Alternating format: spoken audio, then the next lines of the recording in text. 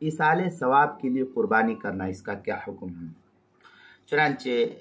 مردوں کو یا زندوں کو، مرد ہو یا عورت، زندہ ہو یا مردہ،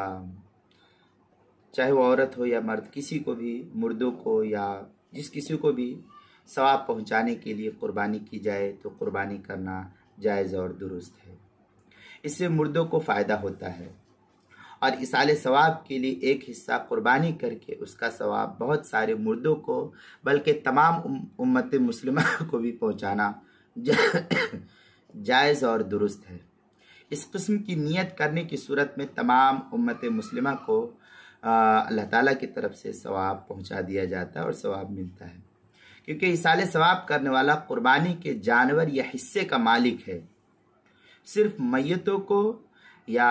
زندہ لوگوں کو ثواب پہنچایا جاتا ہے، اس لیے ایک حصے کا ثواب ایک سے زائد لوگوں کو پہنچانا اس کے لیے جائز اور وہ درست ہے، کیونکہ وہ اس کا مالک ہے۔ چنانچہ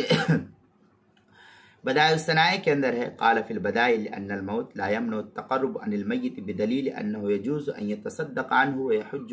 عنه وقد صح ان رسول اللہ صلی اللہ علیہ وسلم ضحى بكبشين احدهما۔ یہ بدائع الصنائع، یہ رد المحتار کی عبارت ہے، جلد نمبر 6 صفحہ نمبر 326، جو ایچ ایم سعید کراچی پاکستان سے چھپا ہوا نسخہ، اس کے اندر بدائع الصنائع 5ویں جلد صفحہ 72، عنوان ہے فصل اما شرائط جواز اقامت الواجب کے تحت جو ہے اس کو نقل کیا گیا ہے۔ یہ تو ایک صورتحال تھی۔ دوسرے کہ اگر میت نے قربانی کرنے کی وصیت کی تو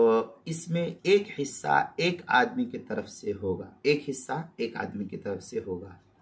ایک حصے میں ایک سے زائد آدمیوں کی نیت کرنا اس صورت میں جائز نہیں ہوگا۔ چنانچہ اس سلسلے میں رد المحتار الشامیہ کے اندر ہے، لو ضحى عن میت وارثه بأمره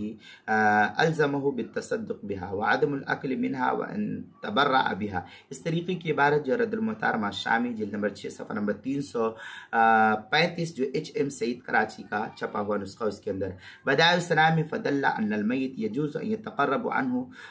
فاذا ذبح عن نفسه عنه صار نصيبه للقربى فلا يمنع جواز ذبح الباقين۔ یہ بدائع الصنائع کی عبارت ہے، 5ویں جلد صفحہ